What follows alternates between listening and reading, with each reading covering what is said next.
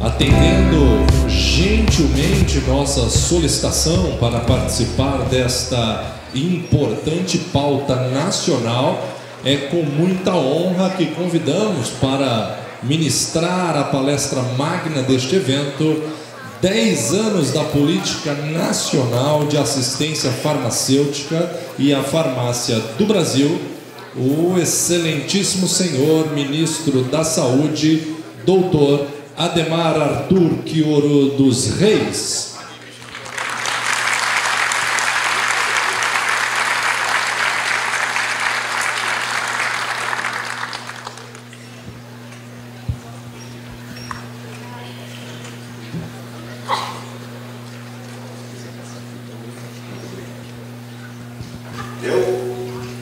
Bom, gente, um bom dia a todos, a todas. Fazia tempo que ninguém me chamava de Adhemar Arthur. A gente vai desacostumando, né? Vai ficando só com o nome de guerra, capaz de nem reconhecer se me chamarem pelo meu primeiro nome.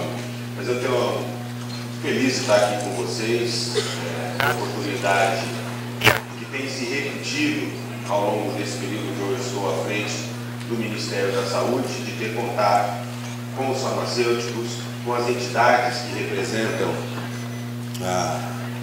a classe farmacêutica, com representantes da indústria farmacêutica. Eu acho que esse é um ponto de enorme importância para o nosso Sistema Nacional de Saúde.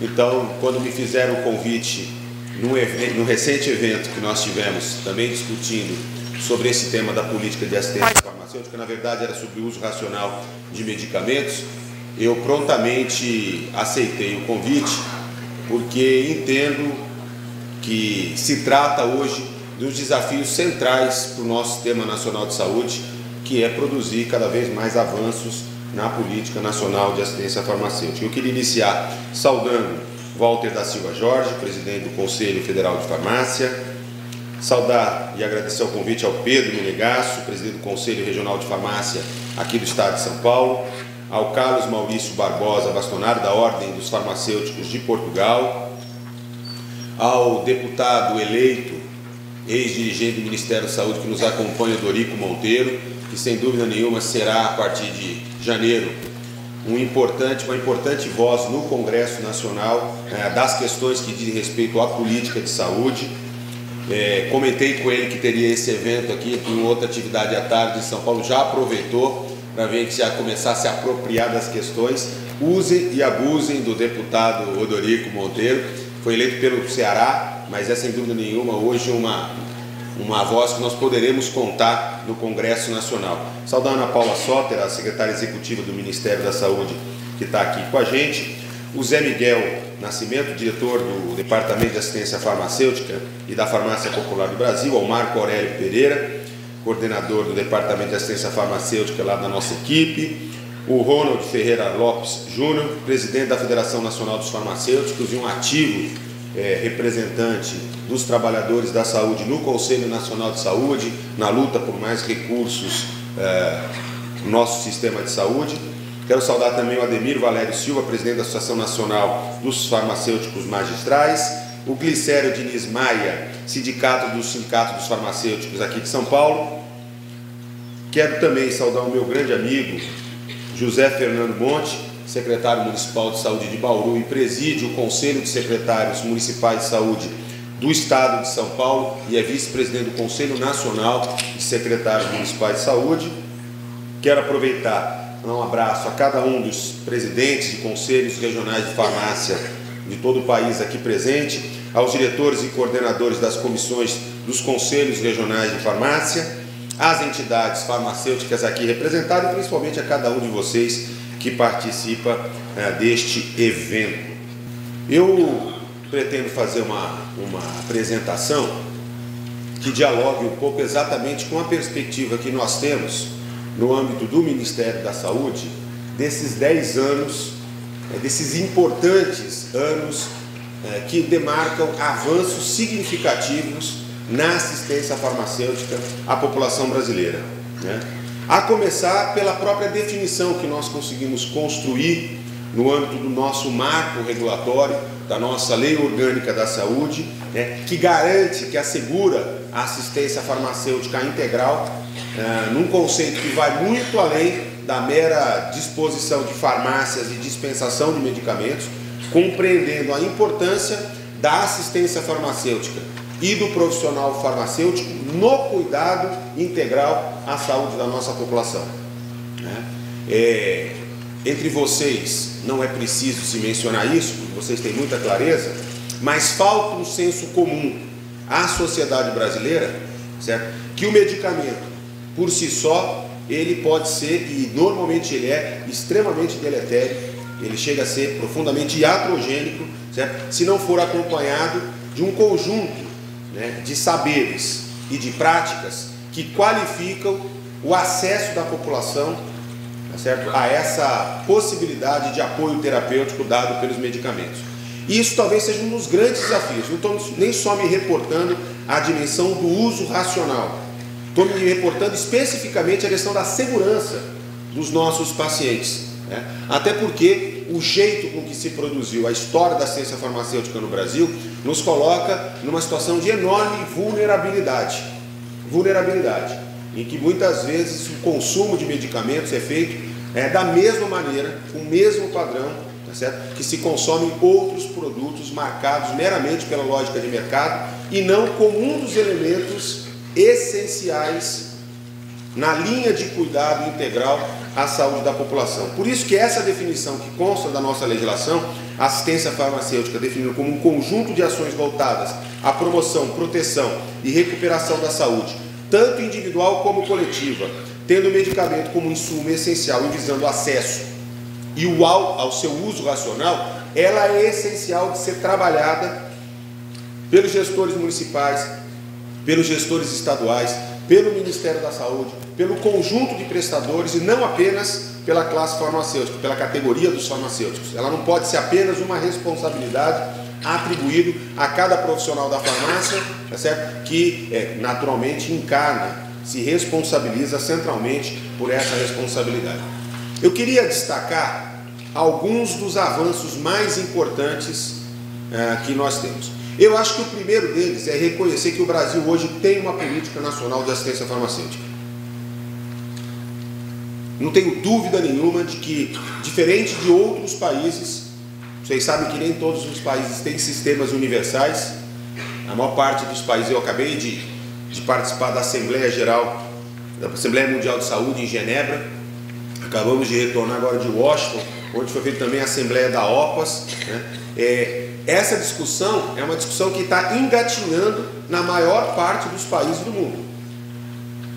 Não são comuns países que adotaram a perspectiva de sistemas universais, onde a assistência farmacêutica, com ou sem copagamento, está nela inserida, né? Então, na maior parte da população do mundo hoje, ela, para ter acesso à assistência farmacêutica, ela depende de desembolso direto. E se tem recursos, ela tem acesso. Se não tem recursos, ela não tem acesso. E isso marca um padrão de iniquidade que é profundamente injusto, porque nós consideramos a nossa Constituição, né, nós defendemos, essa é a visão do Ministério da Saúde, que saúde é um direito de todos, que o acesso tem que ser universal, nele inserido o acesso à assistência farmacêutica. Então, a assistência farmacêutica não pode ser considerada, alguns países, mesmo que têm sistemas universais, eles recortam, e, por exemplo, a assistência odontológica não é garantida. Eu me lembro muito bem que algumas províncias da Espanha, por exemplo, isso é variado de acordo com cada localidade, cada província, né, tem um sistema que é integral, que é universal, mas não garante assistência odontológica. E tem muitos que recortam e instituem mecanismos bastante penosos à população de pagamento para acesso à assistência farmacêutica.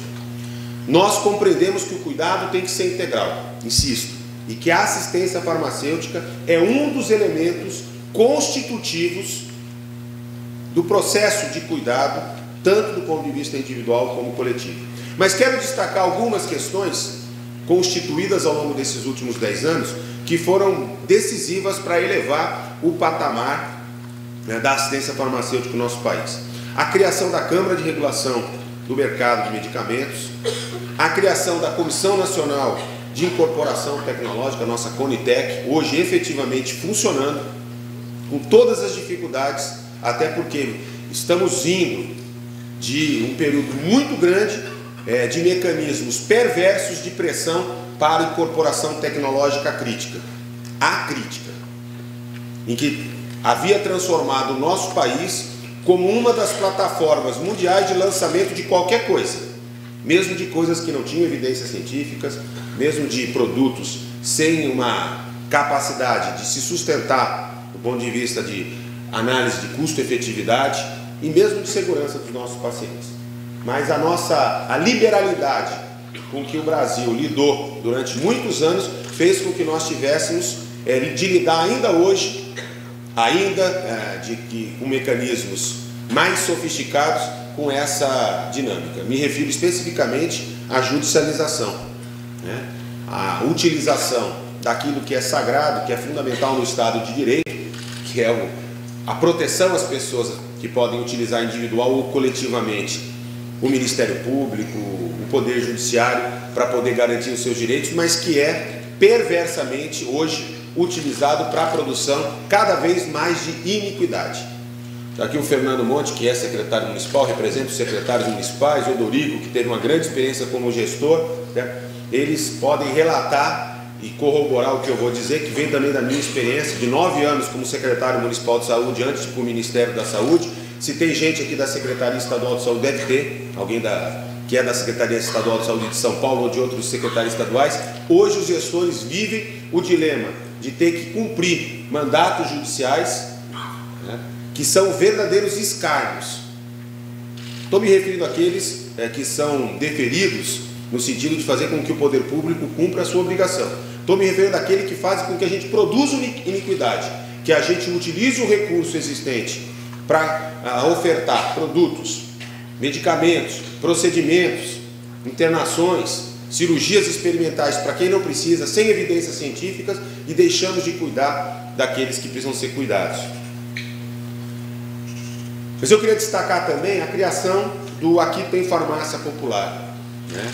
Com a gratuidade de medicamentos para hipertensão, diabetes e para asma, que hoje já atende mais de 26 milhões, a gente está chegando praticamente a 29 milhões de brasileiros beneficiados, em particular brasileiros que não concorrem com a oferta de assistência farmacêutica feita no âmbito do SUS, que são cobertos nos planos de saúde. Nós temos 52 milhões de brasileiros hoje que têm assistência médica hospitalar por planos de saúde, oferecidos muitas vezes por seu empregador, por seu contrato coletivo de trabalho, mas que não têm poder de pagamento de desembolso direto para sustentar os custos do medicamento.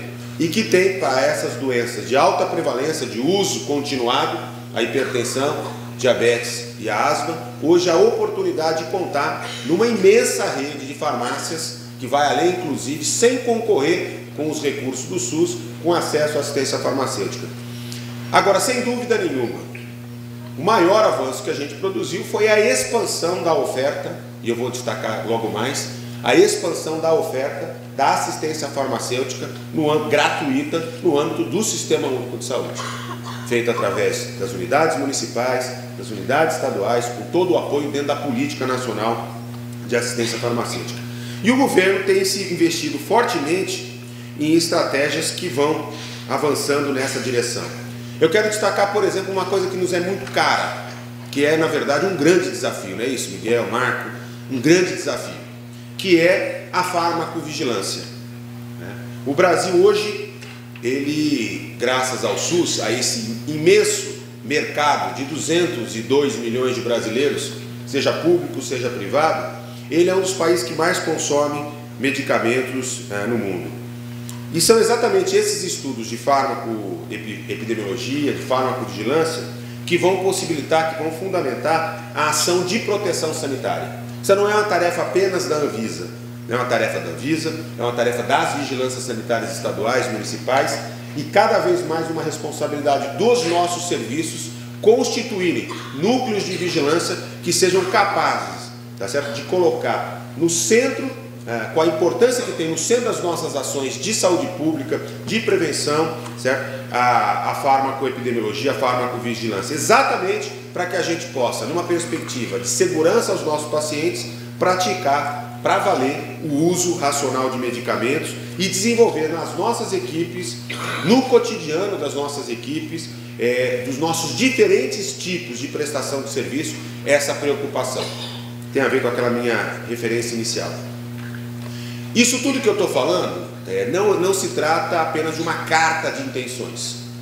Se trata efetivamente de um avanço significativo feito nesses últimos 10 anos, particularmente a partir do início do governo do presidente Lula, e que se mantém efetivamente hoje e que se demonstra, que se corrobora pelo volume de recursos investidos em assistência farmacêutica. Pegando de 2010, em 2010 nós gastamos 6 bilhões e 900 milhões de reais com assistência farmacêutica. E aqui eu estou me referindo apenas aos recursos federais. Claro que parte é transferido para estados e municípios, mas aqui nós teríamos que agregar também os recursos próprios colocados pelos estados e pelos municípios para a assistência farmacêutica. Mas estou me referindo apenas ao Ministério da Saúde, ao nosso orçamento. Cresceu 78% nesse período. E este ano nós já temos a previsão, aliás, a previsão não, né? Esses meninos não nos deixam gastar menos do que isso. Nós gastaremos 12 bilhões e 400 milhões de reais em assistência farmacêutica. Esse é o gasto público com recursos da União. Insisto, sem contar os gastos estaduais, os gastos com recursos próprios dos municípios e, claro, os gastos privados que são feitos com assistência farmacêutica. Agora, para nós, se transformou num grande desafio também aprofundar, induzir, apoiar o processo de qualificação da assistência farmacêutica prestado em todo o país. Como eu disse, nós não podemos entender apenas a assistência farmacêutica como a aquisição e a dispensação do medicamento. Então, para compreender toda a cadeia que envolve a assistência farmacêutica, o Ministério da Saúde vem desenvolvendo duas políticas, duas estratégias que nós consideramos essenciais. Aliás, construídas em parceria com estados e municípios, tá certo? Apoiando fundamentalmente os municípios mais carentes, os municípios mais pobres, aqueles que mais precisavam de uma cooperação no sentido de estruturar a sua assistência farmacêutica, que é, em primeiro lugar, aquilo que nós denominamos QualiFarSUS, um programa nacional de qualificação da assistência farmacêutica. São 92 milhões de reais em 2 anos que foram destinados especificamente para investimentos na estruturação das farmácias e dos serviços farmacêuticos no SUS. Tá? Basicamente, são recursos em que o município ele tem uma capacidade de identificar quais são os seus principais gargalos em termos de infraestrutura, se é na farmácia, nas unidades, se é no seu almoxarifado, enfim. Ele estabelece, ele prioriza aquilo que do ponto de vista de infraestrutura é essencial para ser qualificado, tá certo? E passa a contar com esse apoio, certo? E tem que entregar essas obras, esses investimentos, essa reordenação do processo de trabalho que é essencial para que os farmacêuticos, para que os profissionais de saúde e fundamentalmente os usuários possam se beneficiar de uma assistência farmacêutica mais qualificada. 70% dos municípios do Plano Brasil Semi Zero, 1.582 municípios já contemplados, e nós pretendemos progressivamente, é uma demanda inclusive dos secretários municipais, ampliar a possibilidade de contemplar outros municípios com esse programa. A outra questão que muitos de vocês já utilizam, já conhecem e têm interagido no cotidiano, particularmente aqueles que estão trabalhando no serviço público, é o Horus, um sistema de assistência farmacêutica que permite controle de compras, armazenamento e dispensação, certo? Que nasceu separado, mas que agora, através das novas versões que nós estamos desenvolvendo para o eSUS, né, que é um sistema de informatização, né, de agregação progressivamente no único instrumento, né, de sistemas que interagem, que dialoguem, nós estamos compatibilizando o Horus com os nossos sistemas e estamos ganhando muito, né, do ponto de vista de gestão dos serviços como um todo e da gestão da assistência farmacêutica, porque integra a informação da assistência farmacêutica com as informações de cada usuário, né, em relação às suas próprias informações. Hoje o Horus já está presente em 1.247 municípios nos 22 estados, certo? Isso não significa que os outros municípios não tenham, porque alguns adotam sistemas próprios e desde que tenham interoperabilidade certo? Não há nenhum problema, mas é uma ferramenta disponibilizada pelo Ministério da Saúde que qualifica muito e apoia objetivamente a gestão da assistência farmacêutica. Eu quero chamar a atenção de uma coisa que dialoga diretamente com essa questão do Qualifar SUS, que é o grande investimento que o governo federal está fazendo na infraestrutura das unidades básicas de saúde. Nós temos nesse momento 26 mil unidades, mais de 10 mil já entregues, mais de 7 mil em obras nesse momento e as demais em ação preparatória, que receberam recursos do governo federal através do programa Mais Médicos para o Brasil, né, para que possam construir, reformar ou ampliar sua rede básica de saúde. Isso sem contar que muitas prefeituras, com ou sem apoio dos governos estaduais, também estão fazendo investimento em outras unidades que não são essas 26 mil. Nós temos no Brasil 39 mil unidades básicas. 26 já contam com recursos. Nós estamos programando no orçamento do próximo ano recursos para mais 14 mil unidades, 13.900 e tantas, não é isso, Ana? Quase 14 mil unidades. De tal maneira que nós pretendemos que ao longo dos próximos 3 ou 4 anos, considerando o tempo médio que as prefeituras demoram a partir do momento que recebem o recurso, fazer o processo de licitação, a obra e tal, mas que até o final do próximo período de gestão, os próximos 4 anos, 100% da rede básica no Brasil tenha padrão de infraestrutura extremamente qualificado, e um dos itens essenciais é a área da assistência farmacêutica, de dispensação de medicamentos, inclusive prevendo conectividade em banda larga, seja por cabo de fibra ótica, seja por satélite ou por rádio, dependendo, porque nós temos uma condição muito desigual, né, de estrutura no Brasil, mas a ideia é que todas as redes de saúde do Brasil tenham a conectividade de banda larga para a gente poder finalmente trabalhar com as tecnologias de informação. E vocês sabem que no que diz respeito à assistência farmacêutica, essa questão hoje ela é essencial para se manter um bom padrão de gestão dos insumos. Eu queria só destacar, em relação ao programa da farmácia popular, né, o Aqui Tem Farmácia, o salto efetivo que a gente conseguiu. Hoje nós disponibilizamos 113 itens na rede pública, entre medicamentos e produtos, e nas drogarias particulares nós ofertamos 25 itens. Como eu disse, 14 medicamentos gratuitos, sendo 11 para hipertensão e diabetes e 3 para asma.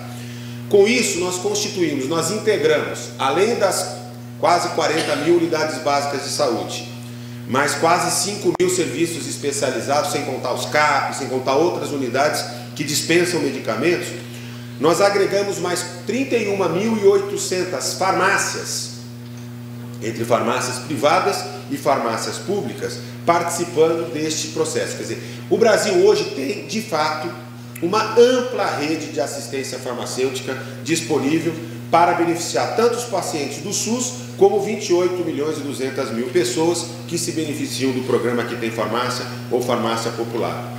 Com investimentos importantes, certo? Em 2014, esses investimentos no Farmácia Popular serão da ordem de 2.600 bilhões de reais, tá certo?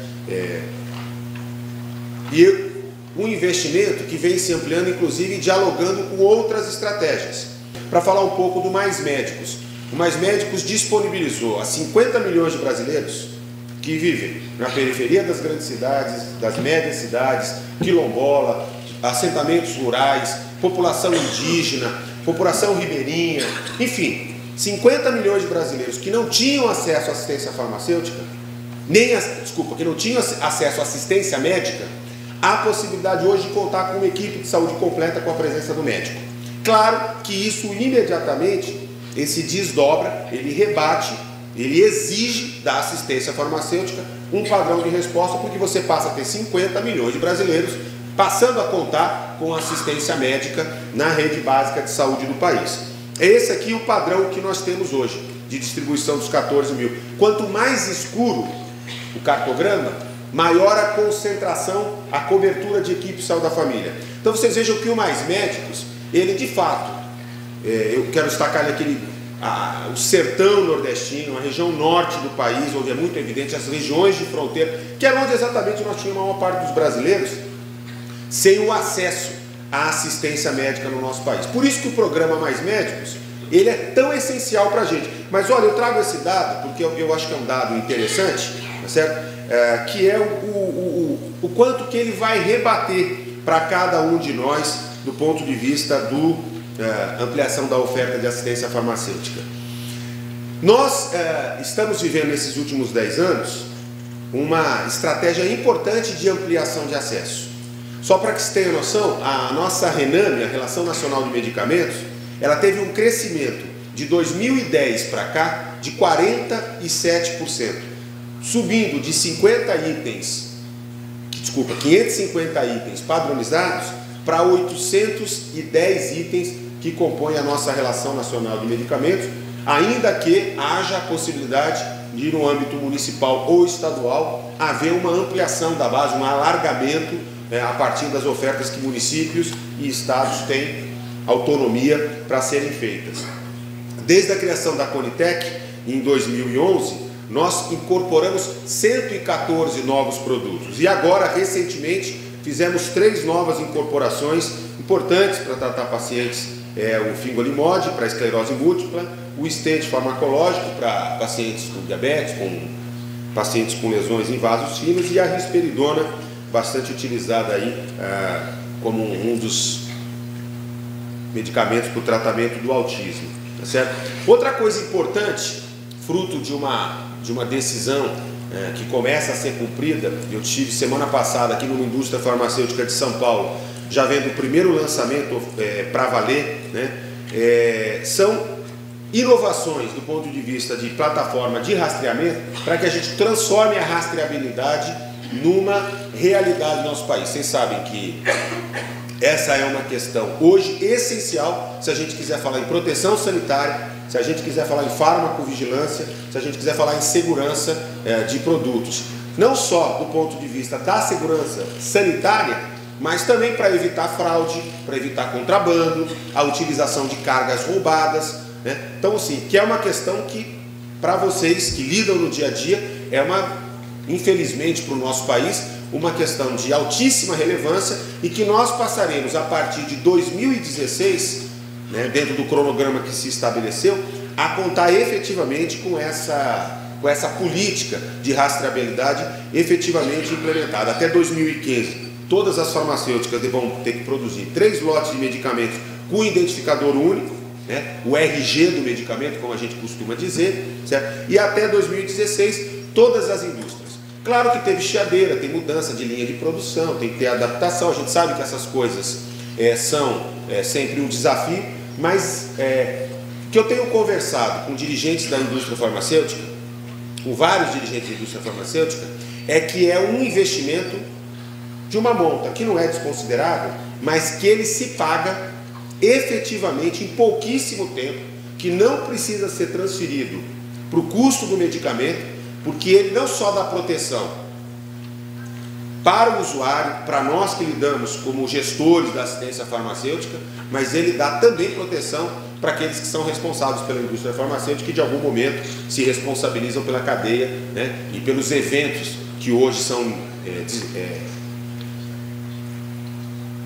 desafios para cada um de nós, que é essa questão do contrabando, do roubo de cargas e mesmo da falsificação de produtos. Então, nós vamos ganhar muito.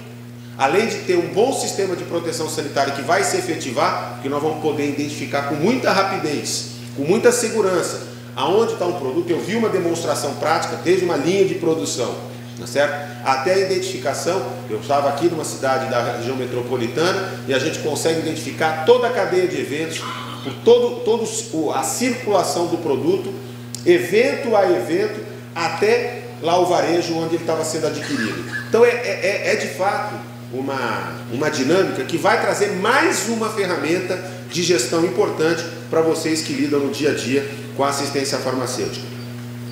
Outra estratégia que eu quero aqui destacar, que é um profundo avanço e que nós estamos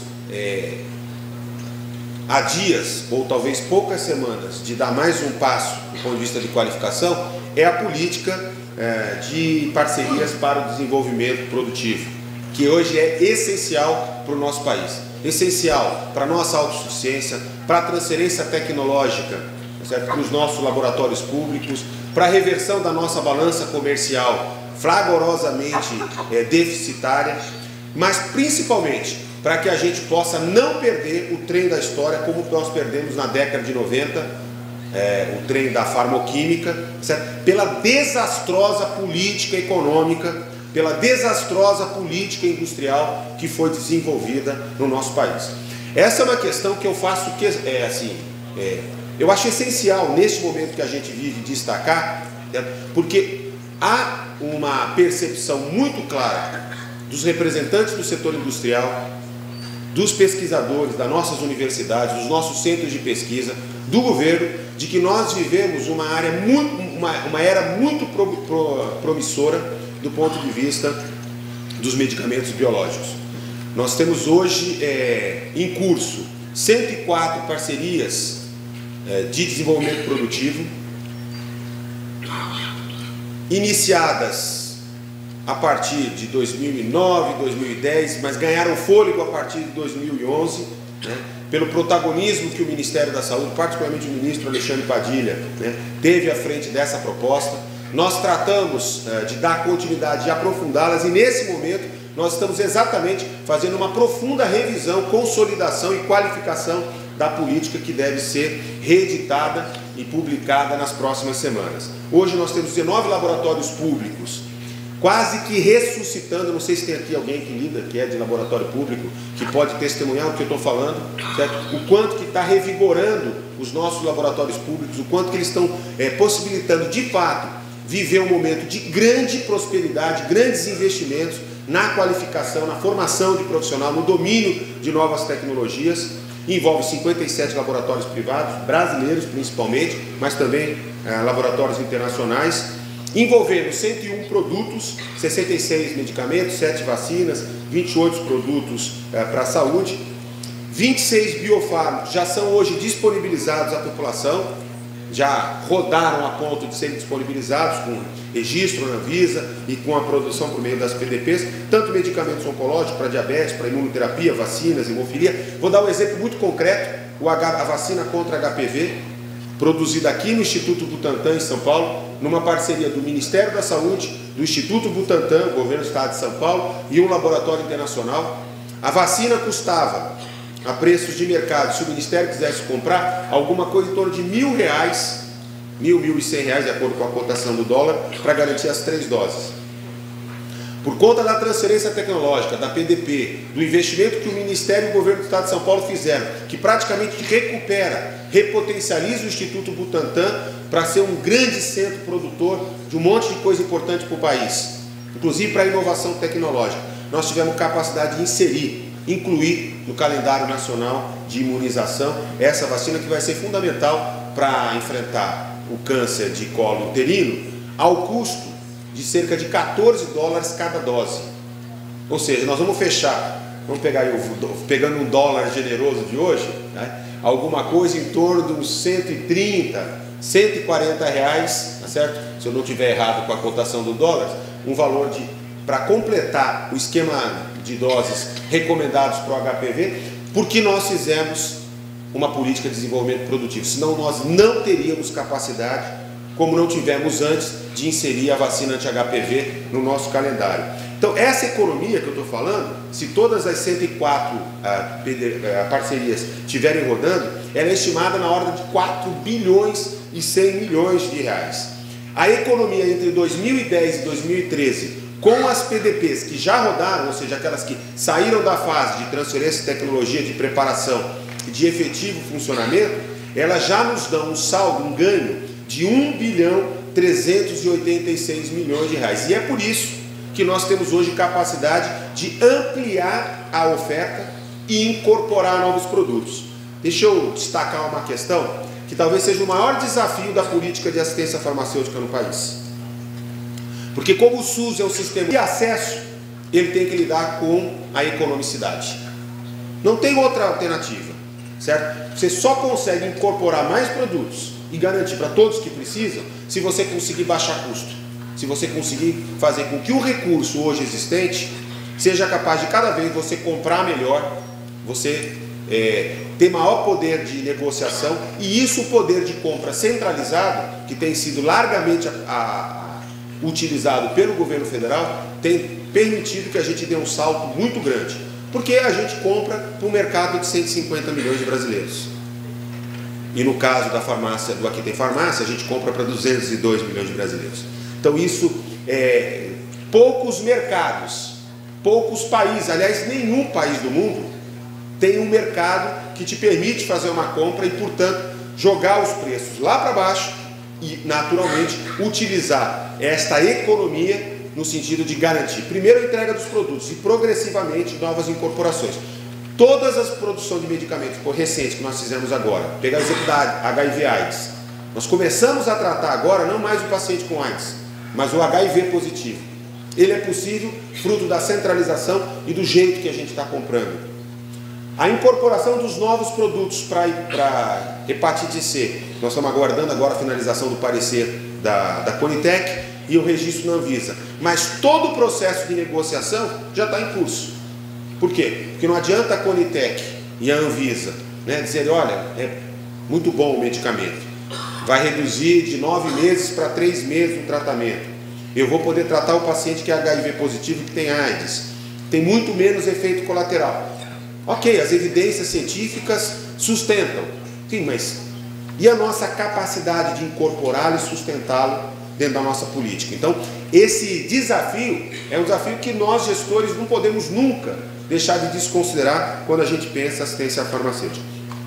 Alguns de vocês já viram, mas eu quero também apresentar pelo menos alguns dados preliminares da Pesquisa Nacional sobre Acesso, Utilização e Promoção de Uso Racional de Medicamentos, né? Muito interessante, foram 41 mil entrevistas em 244 municípios e que mostrou para a gente resultados muito interessantes, como por exemplo que o padrão de acesso a medicamentos no nosso país hoje, fruto dessa política nacional de assistência farmacêutica que está em curso, é muito qualificado. Claro que temos desafios, mas nós podemos partimos de um patamar hoje que a resposta é muito efetiva.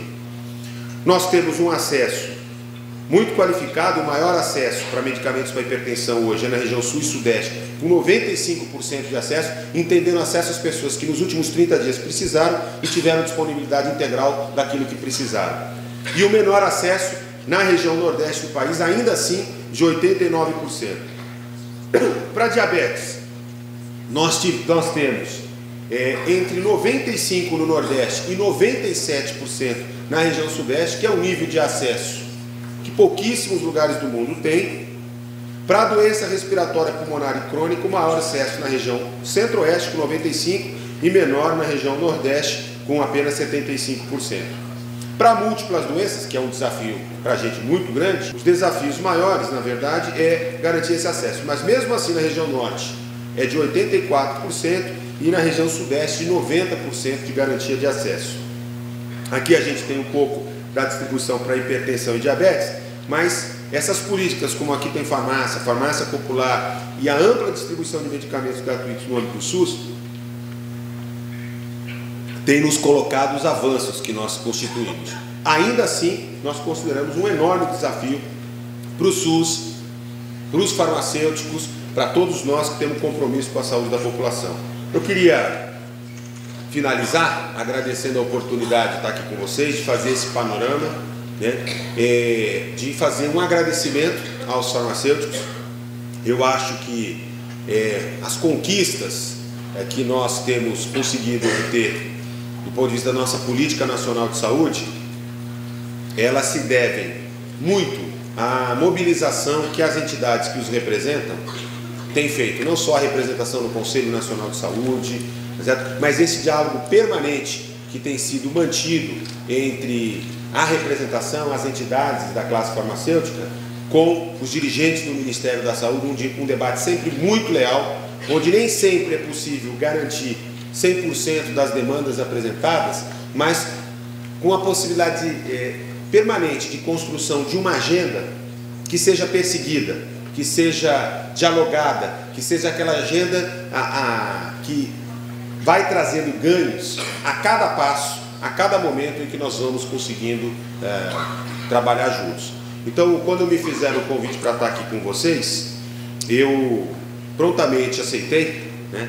Exatamente pelo respeito que eu tenho com a categoria, com as entidades, pela seriedade com que vocês têm conduzido as questões da assistência farmacêutica, defendendo, é claro, os seus interesses, mas sem amesquinhamento corporativo, sempre olhando o melhor para o Brasil, olhando sempre o melhor para o Sistema Único de Saúde, certo? E eu queria só finalizar dizendo que vocês estão acompanhando todo esse debate eleitoral, certo? E há uma discussão que para nós é muito cara, que é a questão do gargalo. Resolvida ou bem encaminhado o problema da atenção básica, nós temos agora um enorme desafio, que é de garantir o acesso a mais especialidades.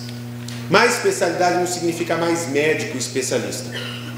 Significa cuidado integral na atenção especializada. E eu quero dizer para vocês, de forma muito clara, de forma muito objetiva, que isso significa não apenas também o fornecimento dos medicamentos especializados, que muitas vezes se confunde com medicamento de alto custo e não necessariamente são de alto custo, mas isso significa fundamentalmente uma mudança no padrão dos pacientes que precisam de serviços especializados e que hoje praticamente se restringem ao binômio médico especialista e procedimentos diagnósticos, e passa por um cuidado integral à saúde das pessoas, onde a assistência farmacêutica, particularmente para os pacientes que precisam de cuidados contínuos, cuidados por toda a sua vida, é essencial. Então, esse desafio está colocado, passado esse momento que nós vivemos hoje, da formulação de uma nova política para atenção especializadas, que agora se deu esse nome de fantasia, mais especialidades, mas que significa a construção das responsabilidades e compromissos de cada membro da equipe de saúde, inclusive dos farmacêuticos, na linha do cuidado às pessoas que precisam de um atendimento especializado, seja ele resolutivo ou seja ele por toda a vida.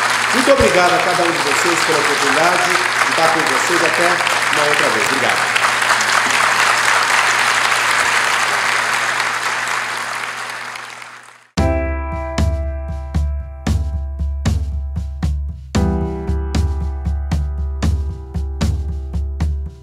Olha, hoje não dá mais para pensar assistência farmacêutica descolada do cuidado integral à saúde das pessoas. Ela é constitutiva. Cuidar da saúde das pessoas não é garantir assistência médica, assistência de enfermagem, uma cirurgia. O farmacêutico, o cuidado, o acesso aos medicamentos, o uso racional e seguro dos medicamentos está na agenda central do cuidado qualificado. Portanto, todo o avanço que nós estamos observando na política de assistência farmacêutica, inclusive com forte participação das entidades que representam os farmacêuticos, as farmácias, ela se impõe como uma questão essencial para melhorar a saúde da população brasileira. A gente tem, em primeiro lugar, o reconhecimento de que a farmácia é um estabelecimento de saúde. Isso é fundamental porque nós temos um padrão de uso de medicamentos na nossa sociedade ainda muito inadequado, muito inseguro, que produz muitos malefícios para a população. Então, encarar a farmácia como um estabelecimento de saúde que precisa de todos os cuidados, que precisa ser fiscalizado, precisa ter regras, isso é decisivo. Então, é um grande avanço na legislação. Agora, o Brasil é um país continental.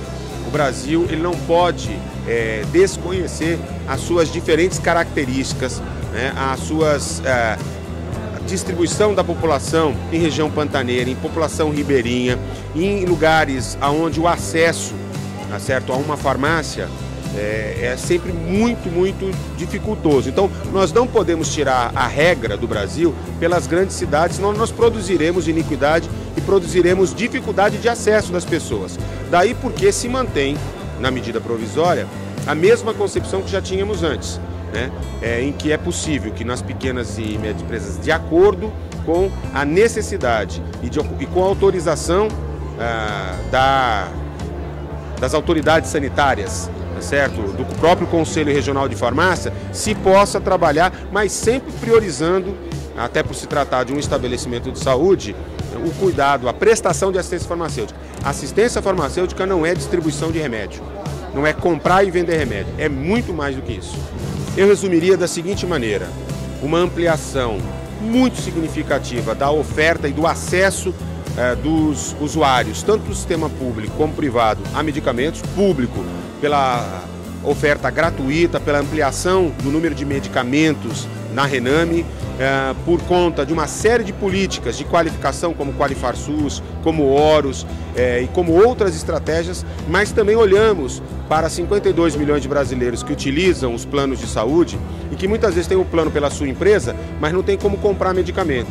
E o Aqui Tem Farmácias, estabelecendo uma rede com mais de 30 mil farmácias no Brasil, garantindo medicamentos para hipertensão, para diabetes e para asma, tem sido uma política muito importante para poder garantir que o cuidado à saúde efetivamente seja feito. Porque não adianta ele ter acesso ao pneumologista ou ao endocrinologista no plano de saúde e depois ele não consegue tomar um medicamento e não é orientado de forma adequada. Por isso que nós estamos cada vez mais produzindo uma política no Brasil, tanto no desenvolvimento, na incorporação de novas drogas, na regulação do preço de medicamentos, na avaliação e na incorporação de tecnologias onde o medicamento está incluído, avanços significativos. Hoje, poucos países no mundo têm uma política de assistência farmacêutica como nós temos no Brasil.